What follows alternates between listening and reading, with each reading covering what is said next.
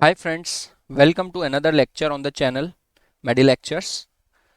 In this lecture, we'll see approach to lymphadenopathy. We'll first discuss some intro, then what is the etiology of lymphadenopathy, then how to approach a patient. In approach, we will first see history as usual, then examination, and then finally investigations. Let's begin. Guys, first of all, it should be noted that lymphadenopathy may be an incidental finding in patients who are being examined for various reasons, or it may be a presenting sign or symptom. So either it can be a incidental finding or it can be a presenting sign or symptom, presenting complaint. So the physician has the responsibility to decide that which group has to undergo battery of investigations and workup. Starting with the intro, lymphadenopathy is the disease of lymph nodes which includes any abnormality in either size, number, or consistency. We'll discuss various terms. First of all, what is reactive lymphadenitis? It is the enlargement of lymph node due to a primary inflammatory condition.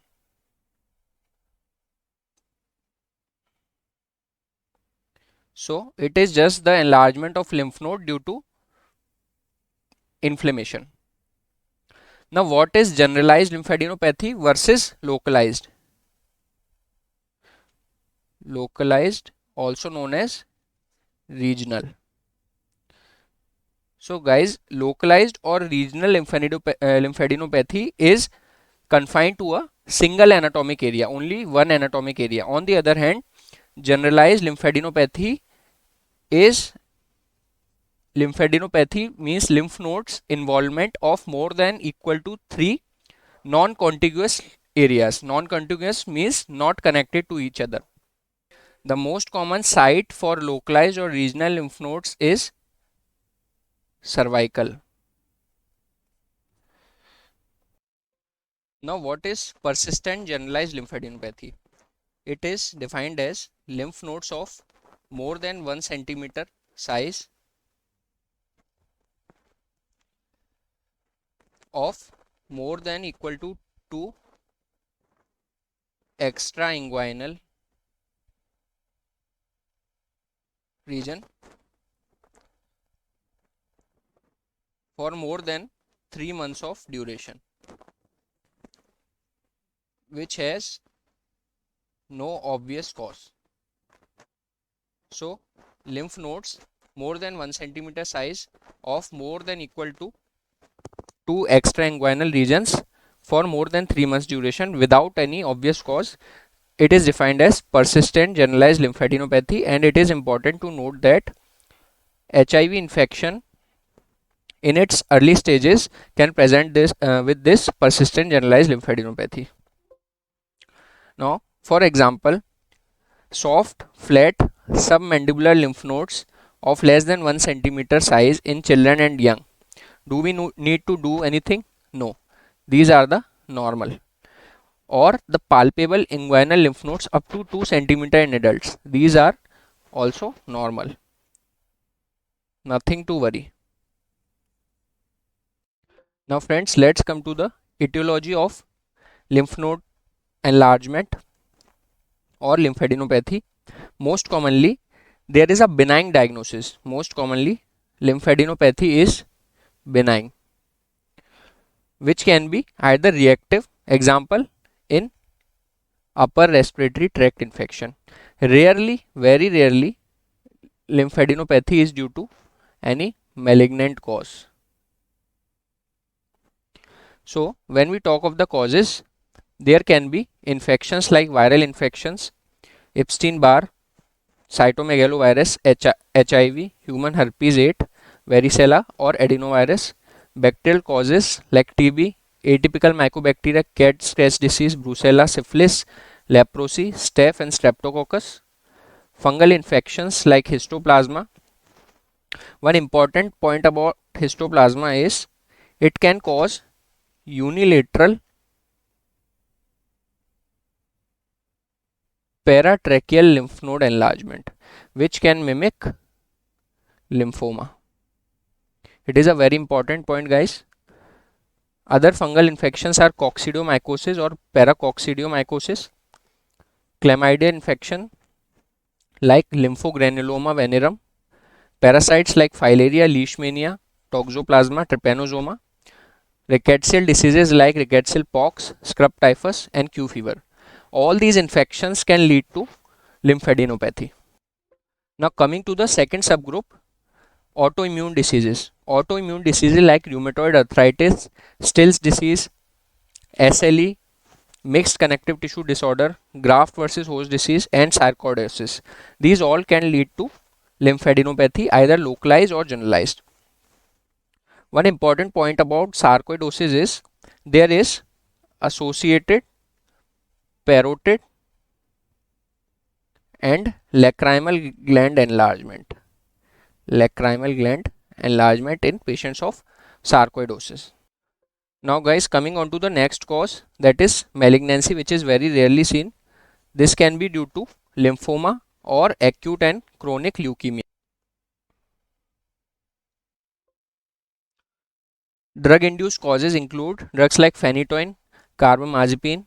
So the history of anti-epileptic drugs is very important in evaluation of patients with lymphadenopathy. Other drugs like isoniazid, which is a anti-tubercular drug, or allopurinol, which is used in patients of gout, these can cause lymphadenopathy. Metabolic and storage disorders like Gaucher's disease, Niemann-Pick disease, Fabry disease, Tanger's disease, these can cause lymphadenopathy. One important point about these storage disorders is there is associated hepatosplenomegaly. Hepatosplenomegaly if the lymphadenopathy is due to metabolic or storage disease. Some other rare causes can be hyperthyroidism, Castleman disease, or Langerhans cell histiocytosis. Castleman disease is also known as giant lymph node hyperplasia. Guys, after we have seen the etiology of lymphadenopathy, let's come to the approach in which first we will see the history, then examination, then what all various investigations can be done. Guys, in history, when we consider the age of the patient, the lymphadenopathy, causes of lymphadenopathy which are common in young patients are tuberculosis, syphilis, primary malignant lymphoma, etc. On the other hand, if the patients are old, the most commonly the cause of lymphadenopathy is metastasis due to secondary tumor, that is secondary malignant lymphadenopathy. On the other hand, acute lymphadenitis, which is due to inflammation, can occur at any age. When we talk about the gender, females can have lymphadenopathy due to autoimmune disorders. Autoimmune disorders. When we talk about the duration of lymphadenopathy, short duration and non-progressive lymphadenopathy is usually reactive or can have benign causes. On the other hand, if the lymphadenopathy is for long duration, progressive and non-resolving, it is something serious and requires additional workup. Now friends, the first site affected. This is a very important point in the history taking of the patient of lymphadenopathy because it can give the clue to the diagnosis. For example, if the first site is cervical lymph node, it is common in Hodgkin's lymphoma and tuberculosis. Inguinal lymph nodes are first involved in filariasis or lymphogranuloma inguinale. What is this Virchow's lymph node? It is enlarged left supraclavicular lymph node. It is most commonly seen in GI malignancies, but can also be seen from metastasis from lung carcinoma, breast, testes, or ovarian carcinoma. Axillary lymphadenopathy are usually seen due to injuries or infections in the ipsilateral upper limb or can be seen from breast carcinoma. Occipital lymph node enlargement can be seen in infection of scalp. And finally, the pre-auricular lymphadenopathy can be seen in conjunctival infections of ipsilateral side or cat scratch disease. Now, if we consider the pain in lymphadenopathy, it is usually seen if the cause is inflammatory. Pain can also be seen if the enlargement of lymph nodes is very rapid, which leads to the stretching of capsule, as seen with acute leukemia. Pain after the ingestion of alcohol is characteristic of Hodgkin's lymphoma. Now, considering the associated symptoms, these can be fever, which usually signify any infection, or can be seen in lymphoma even in autoimmune conditions. Fever along with weight loss, night sweats, these are common in TB. Pale Epstein fever, which is intermittent bouts of remittent fever, that is Pale Epstein fever. It is characteristic of Hodgkin's disease. Now, another important point in history is complaints of pressure effects. For example, there can be swelling of face and neck if there is venous and lymphatic obstruction due to lymph node enlargement. These are usually seen if the lymph nodes of superior mediastinum are enlarged, or the lymph nodes which are present at the root of the neck, these are enlarged. Dyspnea can occur if there is pressure on trachea or bronchus. Dysphagia if there is pressure on esophagus. On the other hand, if the USG gives the diagnosis of unilateral hydroureter or hydronephrosis, this can be due to enlarged abdominal lymph nodes compressing the ureter. Now, coming to the primary focus, the history suggestive of the primary focus in the drainage area of the lymph node should be elicited by the patient. There should be adequate history of all the drugs which have been taken by the patient. For example, if the patient is on anti-epileptic treatment, this can be a cause of lymphadenopathy. Exposure to pets, animals, insect bites, occupational exposures like fumes, radiations, and exposure to tobacco, these all should be elicited. Persistent generalized lymphadenopathy, that is PGL, earliest symptom of primary HIV infection. The past history should include the history of blood transfusion or any history of lymphoma or any malignancy which can show the relapse, any hematolymphoid malignancy. In patients with epitrochlear and suboccipital groups, past history of primary syphilis should be taken because this can occur due to secondary syphilis, the enlargement of epitrochlear and suboccipital lymph nodes. Family history should include the history of tuberculosis and carcinoma. Personal history should include the sexual behavior of the patient. Now friends, after we have taken the history from the patient, here comes the role of examination. First of all, we will record the vitals of the patient, which are temperature, pulse, BP, respiration. Then see whether the pallor is present or not. Pallor can be seen in cases of chronic infections or hematolymphoid malignancies. Icterus can be present if there is infection by a hepatotropic virus or some drug induced hepatotoxicity like isoniazid, or can be seen in autoimmune hemolytic anemias. Skin should be looked for pallor. We have already discussed petechiae, purpura or ecchymosis, which can be seen in malignancies. Malnutrition and cachexia can be seen in patients of tuberculosis and malignancy. Stigmata related to TB, syphilis and AIDS should be searched for. Bone tenderness, especially sternal tenderness, is very common in hematolymphoid carcinomas. Guys, coming on to the local lymph node examination.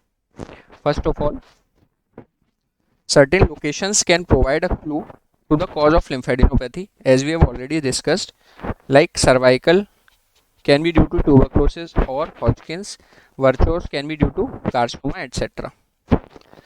Now, the skin over the lymph node in tubercular lymphadenitis and the cold abscesses, the skin remains cold, but it can become red glossy at the time of rupture. So these are known as cold abscesses. Or there can be a scar present over the lymph node which denotes previous operation or the spontaneous rupture of the abscess. Now, depending upon the size, the lymph nodes, if they are less than 1 centimeter square, these are usually benign or reactive. These are usually benign or reactive. If the lymph node size has been more than 2.25 centimeter square, these should be further evaluated. Means we have to do further workup of these lymph nodes. The size between 1 to 2.25 should be kept under close observation. But this is not always true. For example, the supraclavicular lymph nodes, scalene lymph nodes, epitrochlear lymph nodes, iliac and popliteal lymph nodes. These are significant even if the size is less than 0.5 centimeter. Coming on to the number, the lymph nodes can be single or multiple. Multiple lymph nodes, if these are getting matted, this is due to periadenitis, inflammation surrounding the lymph node. This occurs commonly in tuberculosis but can also occur in acute lymphadenitis or metastatic carcinomas. The fixity to the surrounding structures. The primary malignant growth of lymph nodes is often fixed to the surrounding structures. Depending upon the consistency of lymph node, if the enlarged lymph nodes are soft or fluctuating, these are usually reactive and benign. Elastic and rubbery consistency is seen in Hodgkin's disease. Firm, discrete and shorty lymph nodes are characteristic of syphilis. Finally, the stony hard lymph nodes are seen in metastasis, that is secondary malignancy. Tender lymph nodes are seen in acute or chronic lymphadenitis. Acute or chronic lymphadenitis.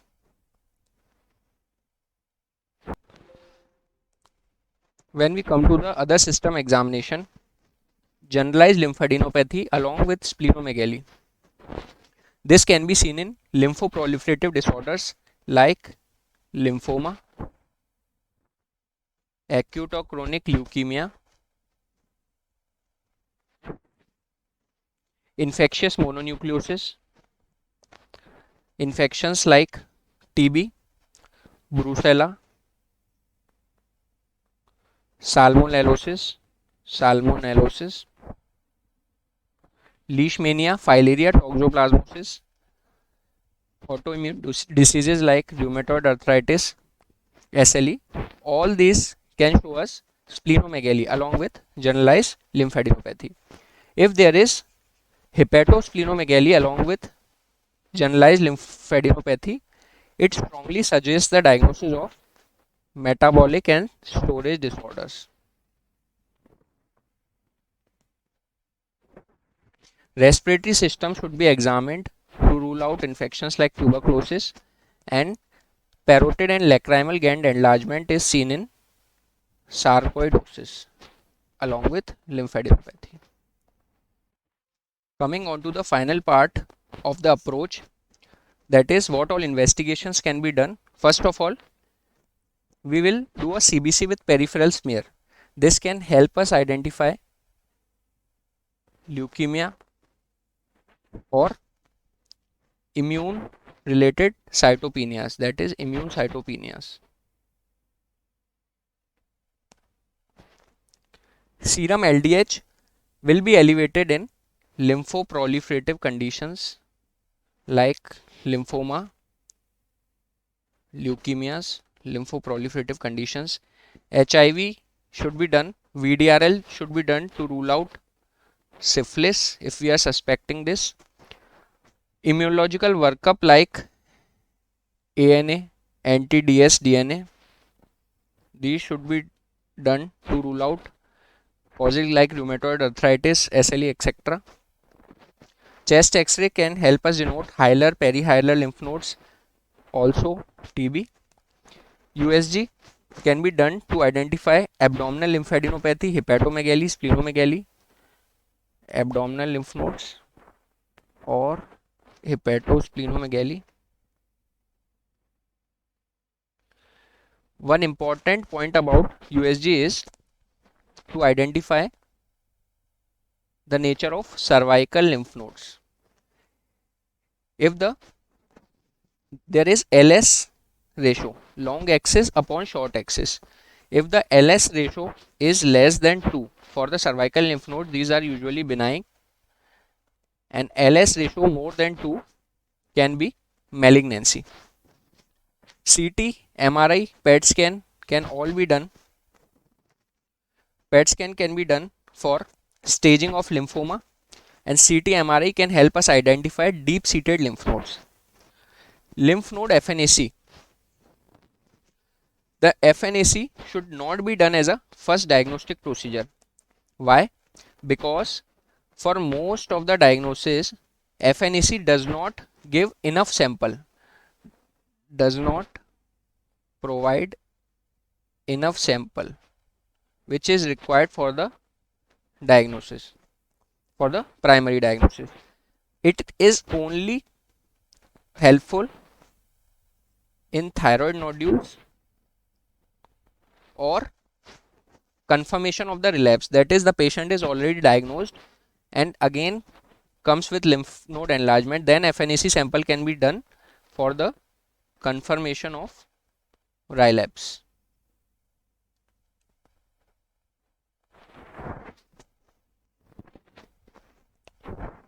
Biopsy is indicated in the patients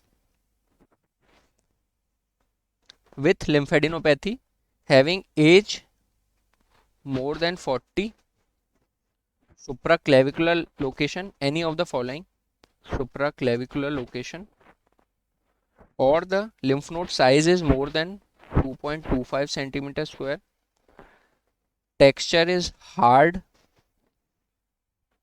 or there is lack of pain and tenderness. These all are the prerequisites if a biopsy is planned. There can be some specific investigations for the underlying etiology, that is FNAC and biopsy can be done of the primary malignancy, which can be head and neck carcinoma, lung carcinoma, or breast cancer.